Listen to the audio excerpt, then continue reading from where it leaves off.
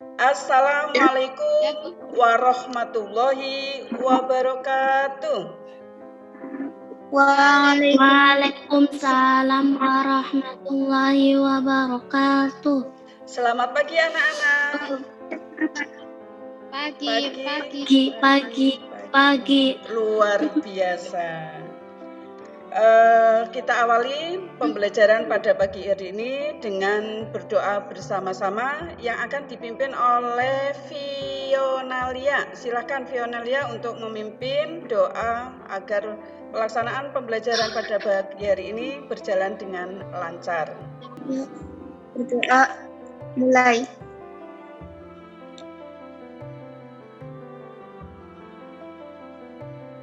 Ya, selesai.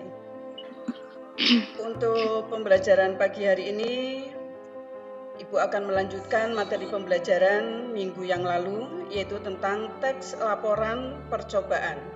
Sebelum Ibu lanjutkan, Ibu akan menyampaikan sedikit tentang protokol kesehatan yang harus selalu ditaati oleh kalian semua. Tetap menggunakan masker, kemudian tetap jaga jarak juga. Nah, apakah kalian masih ingat materi pembelajaran teks laporan percobaan yang Ibu sampaikan minggu yang lalu? Ya. Ada yang masih ingat?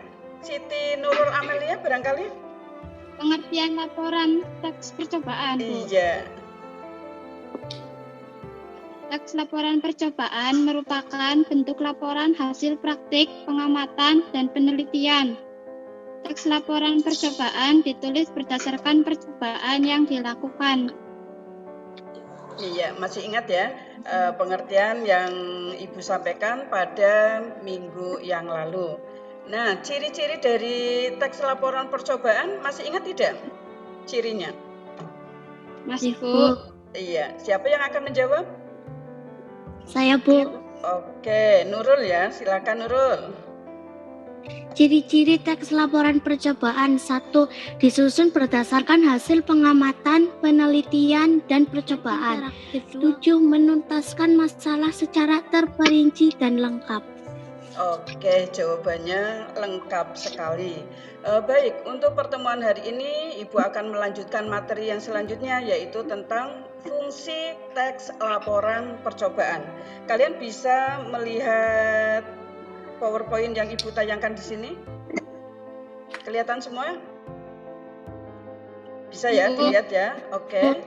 Kamu amati bahwa fungsi teks laporan percobaan itu ada 5. Yang pertama, informasi. Yang kedua, bukti. Yang ketiga, dokumentasi. Yang keempat, pemecahan masalah. Dan yang kelima, pertanggungjawaban. Nah, kenapa dalam teks laporan percobaan itu terdapat informasi? Nah, di sini informasi itu penting. Misalnya di sini fungsi dari teks laporan percobaan. Adapun kalau kita membuat laporan percobaan, kita harus menentukan yang pertama, judul. Yang kedua, tujuan. Yang ketiga, bahan dan alat. Yang keempat, langkah-langkah kegiatan. Nah, ini setelah kita mengetahui struktur, kita juga harus mengetahui aspek kebahasaan teks laporan percobaan. Nah, adapun aspeknya ini juga dibedakan menjadi 4. Yang pertama, intonasi suara. Yang kedua, pengucapan kata. Ketiga, gerak tubuh. Yang keempat adalah pandangan mata. Apakah kalian tahu apa yang dimaksud intonasi suara? Langkah menulis teks laporan percobaan di sini ada 5. Yang pertama, menentukan judul. Yang kedua, menyusun tujuan.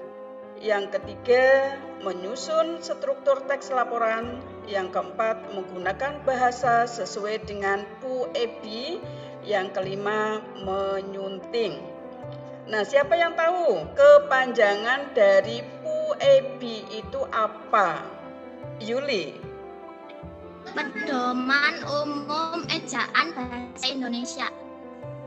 Betul, pedoman umum ejaan bahasa Indonesia. Nah, apa itu menyunting?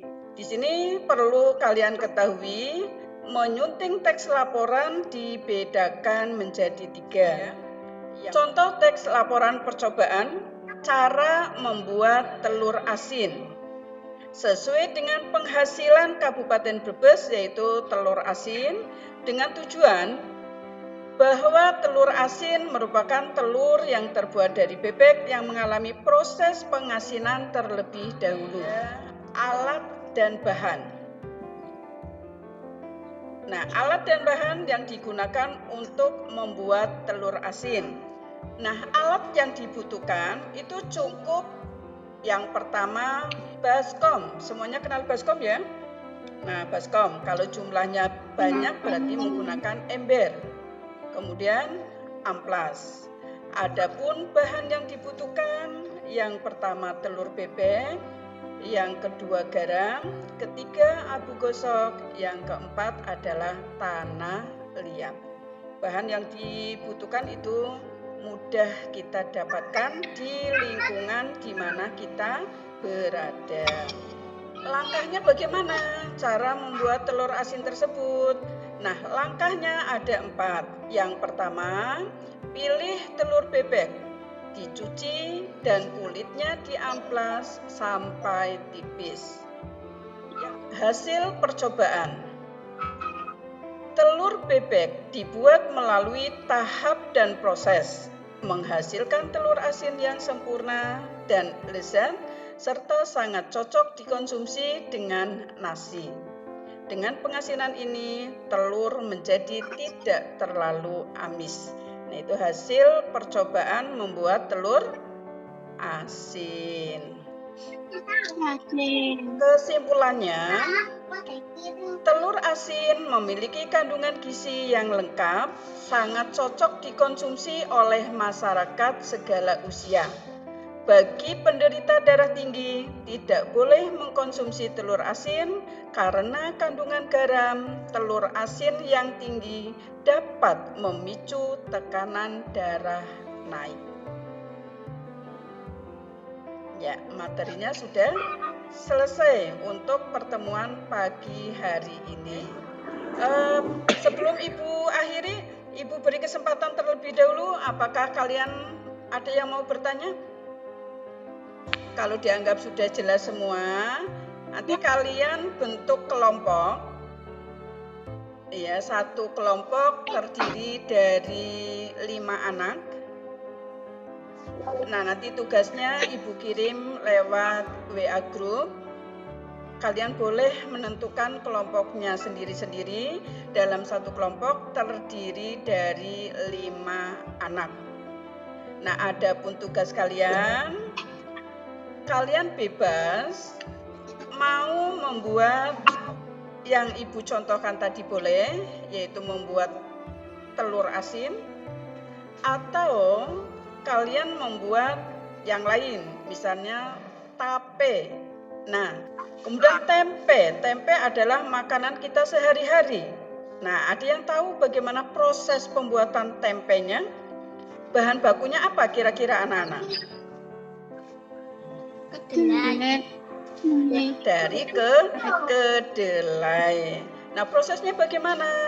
Langkah-langkah apa yang harus kita lakukan? Paham ya anak-anak? Paham, Bu. Paham. Alhamdulillah. Kegiatan pada pagi hari ini, kalau sudah tidak ada yang mau bertanya, berarti Ibu anggap cukup. Untuk absensi, nanti kalian bisa lewat WA. Siapa yang belum sempat hadir, kalau sakit mudah-mudahan cepat sembuh sehingga bisa bertemu dalam kegiatan pembelajaran Ibu di pertemuan yang akan datang. Seperti itu ya. Ibu akhiri, wabillahi taufiq wal hidayah. Wassalamualaikum warahmatullahi wabarakatuh.